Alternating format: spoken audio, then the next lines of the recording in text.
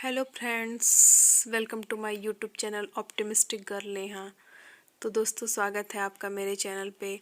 जैसा कि DSSP-TGT का एग्ज़ाम है, तो हम लोग हिंदी विषय की तैयारी करेंगे जिनका हिंदी से है, हिंदी से TGT जिन्होंने फॉर्म फिल किया है। तो आज से हम शुरू करेंगे हिंदी भाषा एवं साहित्य का वस्तुनिष्ठ इतिहास। इसमें आज हम लोग कहानी चैप्टर पढ़ेंगे। ये सस्ती पांडे और गोविंद पांडे की बुक है।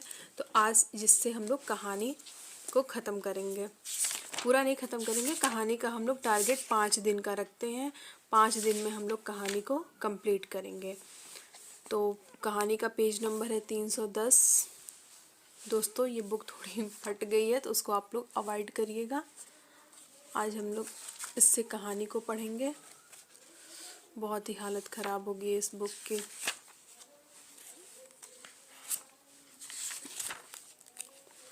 यहाँ से शुरू है हिंदी कहानी का विकास। एक सेकेंड, मैं बुक को सही से कर लेती हूँ, फिर हम लोग पढ़ना शुरू करते हैं।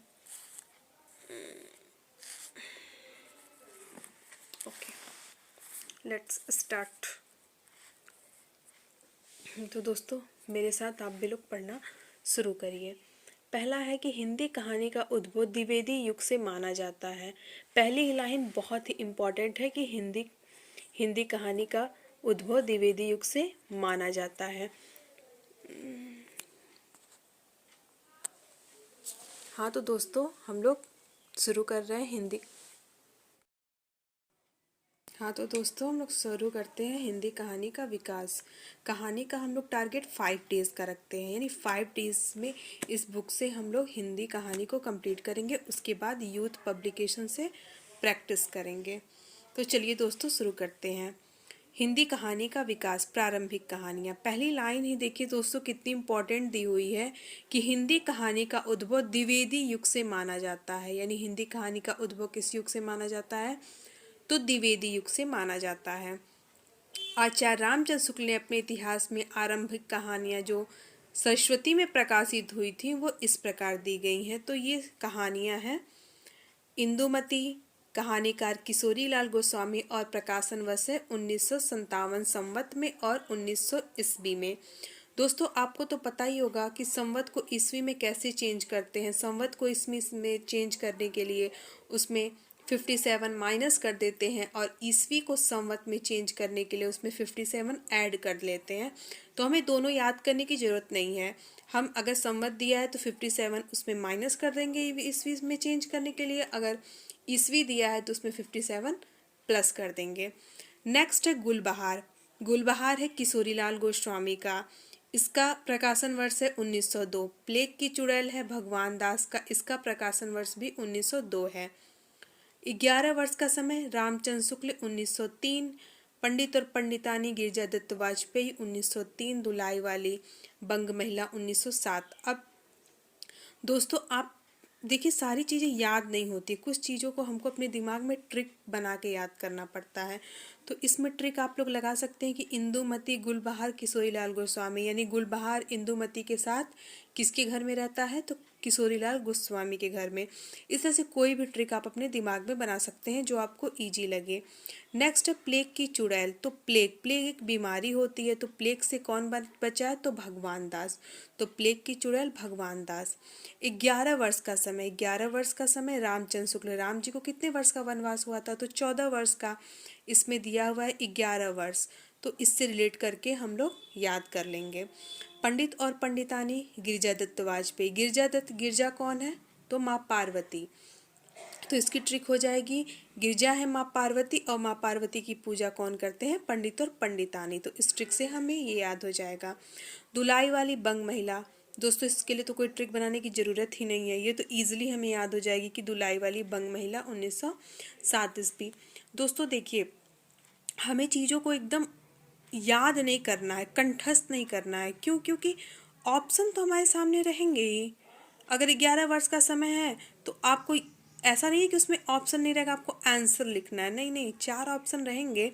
और जैसे 11 वर्ष का समय आएगा आपके माइंड में बिल्कुल ये होना चाहिए कि 14 वर्ष का वनवास हुआ था तो रामचंद्र जी को हुआ था। तो 11 वर्ष का समय से रिलेटेड करके रामचंद्र शुक्ल पे आप लोग टिक लगा दीजिएगा। चलिए दोस्तों हम लोग आगे बढ़ते हैं। आगे क्या है, डॉक्टर गोपाल राय ने लिखा है कि प्रेमचंद ने 1908 में प्रकाशित अपनी कहानी सोजे वतन की भूमिका में पहली बार शॉर्ट स्टोरी पद के अर्थ में कहानी का प्रयोग किया। यानी प्रेमचंद ने सर्वप्रथम 1908 में उनकी जो प्रकाशित कहानी थी, कौन सी कहानी, सोजे वतन में पहली बार शॉर्ट स्टोरी के पद में कहानी का प्रयोग किया। हिंदी साहित्य की प्रथम कहानी और उसके प्रस्तोता। एग्जाम में ये क्वेश्चन वेरी इंपॉर्टेंट है कि पूछता है कि किसने किस कहानी को सर्वप्रथम कहानी माना है और वो कहानी किसके द्वारा लिखी है, अर्थात उसके लेखक कौन है। तो सबसे पहले देखिए, रामचंद्र शुक्ल ने इंदुमती को अपनी इंदुमती को हिंदी साहित्य की प्रथम कहानी माना है और इसके लेखक कौन है, किशोरीलाल गोस्वामी। दोस्तों हम लोगों ने ट्रिक से याद किया था ना कि गुलबहार इंदुमती के साथ किसके घर में रहता है, तो किशोरीलाल गोस्वामी के घर में। और देखिए यहाँ पे इंदुमती आया और हम लोग के दिमाग में तुरंत आ गया कि किशोरीलाल गोस्वामी। अगर दिमाग में नहीं आता है तो दोस्तों जब एग्जाम हॉल में आप बैठेंगे तो 4 ऑप्शन रहते हैं, वहाँ पे ट्रिक आसानी से आपके दिमाग में याद आ जाती है।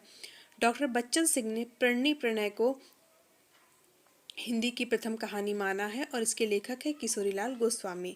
राजेंद्र बढ़वालिया ने जमींदार का दृष्टांत को हिंदी की प्रथम कहानी माना है और इसके लेखक है रेवरेंड जे न्यूटन।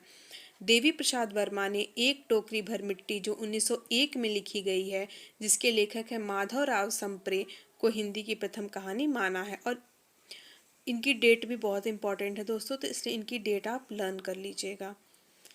नेक्स्ट पॉइंट है हमारा, इंदुमती को मौलिक कहानी न मानकर शेक्सपियर के नाटक टेम्पेस्ट का छायानुवाद माना जाता है। मौलिक कहानी, इंदुमती को मौलिक कहानी नहीं माना गया है, बल्कि जो शेक्सपियर है, इंग्लिश के राइटर हैं ये शेक्सपियर, तो उनका एक नाटक है, क्या है, टेम्पेस्ट नाटक, तो उसी का छाया अनुवाद माना जाता है, यानी उसी का अनुवाद किया गया है, जो क्या है, इंदुमती नाम से हिंदी साहित्य में है। नेक्स्ट पॉइंट है, अन्य विद्वानों ने एक टोकरी भर मिट्टी को, जो सन 1901 में छत्तीसगढ़ मित्र में प्रकाशित हुई थी, प्रथम कहानी स्वीकार किया है। यानी कुछ विद्वान क्या मानते हैं कि जो एक टोकरी भर मिट्टी है, कब प्रकाशित हुई थी, 1901 में। किस पत्रिका में, तो छत्तीसगढ़ मित्र पत्रिका में प्रकाशित हुई थी, उसी को उन्होंने हिंदी की प्रथम कहानी मानते हैं। जो माधवराव संप्रे हैं, उन्होंने बाल गंगाधर तिलक के मराठी गीता रहस्य का हिंदी भाषा में अनुवाद किया। बाल गंगाधर तिलक को तो आप लोग जानते ही होंगे, हमारे फ्रीडम फाइटर रह चुके हैं। तो माधवराव संप्रे ने बाल गंगाधर तिलक के मराठी यानी गीता रहस्य को बाल गंगाधर तिलक ने मराठी भाषा में लिखा था, तो उसका हिंदी अनुवाद किसने किया, तो माधवराव संप्रे। लक्ष्मी नारायण लाल ने शिल्प विधि की दृष्टि से आचार्य रामचंद्र शुक्ल की कहानी 11 वर्ष को हिंदी की प्रथम कहानी माना है।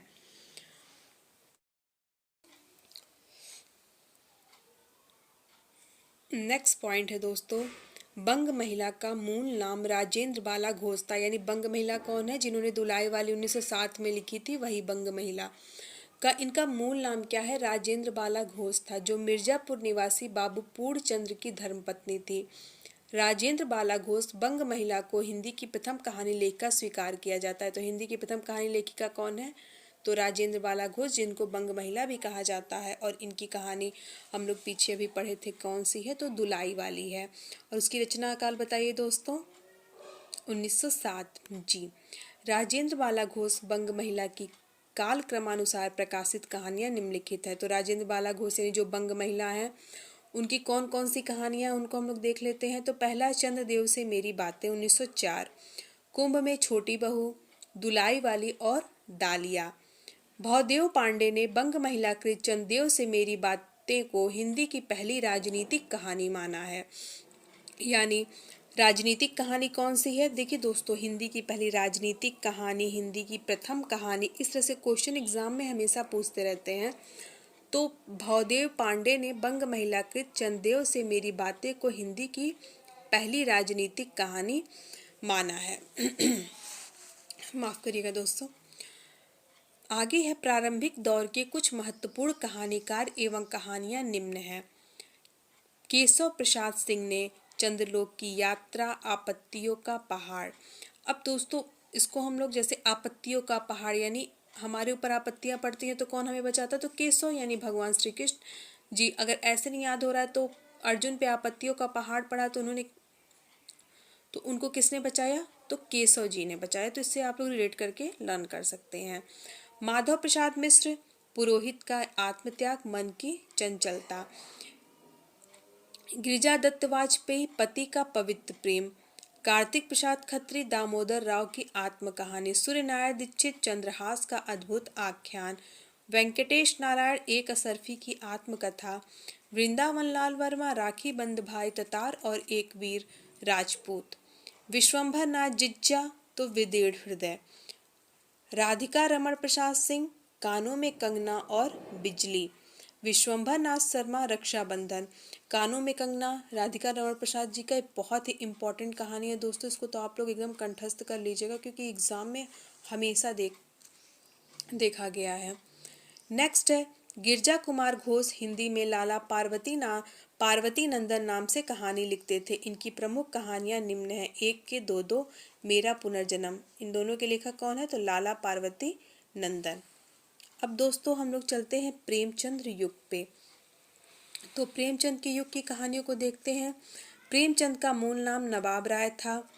नवाब राय की प्रथम कहानी इसके दुनिया व हुब्बे वतन शीर्षक से अप्रैल 1908 में जमाना में प्रकाशित हुई थी। यानी प्रेमचंद का मूल नाम क्या था, नवाब राय था। इनका मूल नाम पहले से नहीं प्रेमचंद था, प्रेमचंद नाम इनका बाद में पड़ा। इनका मूल नाम क्या था, नवाब राय था। और नवाब राय की प्रथम कहानी कौन थी, इसकी दुनिया व हुब्बे वतन। कब ये प्रकाशित हुई थी, तो 1908 में। किस पत्रिका में, तो जमाना पत्रिका में। नवाब राय की प्रथम कहानी संग्रह सोजे वतन सन 1908 में जमाना प्रेस कानपुर से प्रकाशित हुआ। सोजे वतन में 5 कहानियां संकलित हैं। कौन कौन सी, इसकी दुनिया व हुब्बे वतन, दुनिया का सबसे अनमोल रतन, यह मेरा वतन है, शेख मकसूर, सिले मातम यानी शोक पुरस्कार। सोजे वतन के प्रकाशन के बाद ब्रिटिश सरकार ने नवाब राय पे सेडिशन का आरोप लगाकर उनके सारे संग्रह को जब्त कर लिया। सोजे वतन उर्दू कहानियों का संग्रह है। तो दोस्तों सोजे वतन जो प्रेमचंद ने लिखा था उस पे अंग्रेज सरकार ने, जैसा कि आप लोग जानते हैं कि उस समय हमारा भारत देश अंग्रेजों के अधीन था, तो प्रेमचंद की जब ये रचना उन्होंने देखी तो उस पे उन्होंने देशद्रोह का, सेडिशन मतलब देशद्रोह का आरोप लगा दिया प्रेमचंद पे, और उनका जो ये संग्रह था उसको उन लोगों ने जब्त कर लिया। प्रेमचंद नाम से उनकी पहली कहानी बड़े घर की बेटी। अब देखिए, अभी तो उनका मूल नाम नवाब राय था, अभी नवाब राय के हिसाब से सारे हम लोगों ने उनकी रचनाएं पढ़ी प्रेमचंद की। अब प्रेमचंद नाम से उनकी पहली कहानी कौन सी थी, तो बड़े घर की बेटी थी। क्या थी, तो बड़े घर की बेटी। दिसंबर 1910 में ये भी दोस्तों जमाना पत्रिका में प्रकाशित हुई। प्रेमचंद की प्रथम कहानी सौत। अब ये देखिए, हिंदी भाषा और देवनागरी लिपि, याद रखिएगा ये प्रेमचंद नाम से प्रथम कहानी थी, लेकिन हिंदी भाषा और देवनागरी लिपि में उनकी पहली कहानी कौन सी थी, तो सौत थी। और सन 1915 ईस्वी में ये किस पत्रिका में, जमाना में नहीं, सरस्वती में प्रकाशित हुई थी। कुछ आलोचक प्रेमचंद के पंच परमेश्वर 1916 को इनकी प्रथम कहानी मानते हैं तथा अंतिम कहानी कफन को मानते हैं। प्रेमचंद की प्रमुख कहानी संग्रह कौन कौन से हैं, तो सप्त सरोज, नवनिधि, प्रेम पूर्णिमा, प्रेम पच्चीसी, प्रेम प्रसून, प्रेम द्वादशी, प्रेम प्रतिमा, प्रेम प्रतिज्ञा, प्रेम चतुर्थी, प्रेम कुज, सप्त सुमन और कफन। प्रेमचंद ने लगभग 300 कहानियां लिखी जो अब मानसरोवर शीर्षक से 8 भागों में प्रकाशित है। तो दोस्तों प्रेमचंद ने लगभग कितनी कहानियां लिखी हैं, तो 300, और वो मानसरोवर शीर्षक से कितने भागों में प्रकाशित है, तो 8 भागों में प्रकाशित है। नेक्स्ट लाइन है दोस्तों कि प्रेमचंद ने लिखा है कि सबसे उत्तम कहानी वह होती है जिसका आधार किसी मनोवैज्ञानिक सत्य पे होता है। तो ये कथन में हमेशा देखा गया, एग्जाम में ऐसे क्वेश्चन पूछते हैं, तो ये किसने कहा है, तो प्रेमचंद ने कहा है। प्रेमचंद को कहानी सम्राट भी कहा जाता है। अब दोस्तों हम लोग आते हैं प्रेमचंद की प्रसिद्ध कहानियों पे। प्रेमचंद की कहानियां नमक का दरोगा, सज्जनता का दंड, ईश्वरी न्याय, दुर्गा का मंदिर, बूढ़ी काकी, शांति, सवा सेर गेहूं, शतरंज के खिलाड़ी, मुक्ति मार्ग, मुक्ति धन, सौभाग्य के कोड़े, दो सखियां, अलग योझा, पूस की रात, समर यात्रा, पति पत्नी, पति से पत्नी, पत्नी से पति, सदगति, दो बैलों की कथा, होली का उपहार, ठाकुर का कुआं, ईदगाह, नशा, बड़े भाई, कफन। दोस्तों ये जो रचनाएं हैं प्रेमचंद की, जो कहानियां हैं, इसको आप अपने हिसाब से कोई ट्रिक बना के याद कर सकते हैं। मैंने जो ट्रिक बनाई है याद करने की वो आप मुझसे सुनिए। इसमें से दो जो हमने बड़े घर की बेटी प्रेमचंद नाम से और साउथ हिंदी भाषा और देवनागरी लिपि में जो यहाँ पे दी हुई थी उसको मैं यहाँ इसमें नहीं दिया हुआ था इस क्रम में, तो मैंने यहाँ पे उसको ऐड कर लिया है कि बड़े घर की बेटी 1910 में था और साउथ कब था तो 1915 में। तो मैंने ऐसे इसको याद किया है कि एक प्लीज़ हंसिएगा मत दोस्तों, मैं आपको बताती हूँ अपनी ट्रिक। आप अपने हिसाब से कोई भी ट्रिक याद कर सकते हैं क्योंकि एग्ज़ाम में ट्रिक नहीं पूछा जाता, एग्ज़ाम में बस हम लोग को ये बताना पड़ता है कि कौन इसके कहानीकार हैं। तो बड़े घर की बेटी यानी एक बड़े घर की बेटी थी जिसका विवाह किससे हो जाता है, नमक के दरोगा से। नमक का दरोगा क्या करता है, सौत लेके आता है। अब बड़े घर की बेटी सोचती है कि सज्जनता का मुझे ये दंड मिला। वो ईश्वरी न्याय मांगने के लिए दुर्गा जी के मंदिर में जाती है।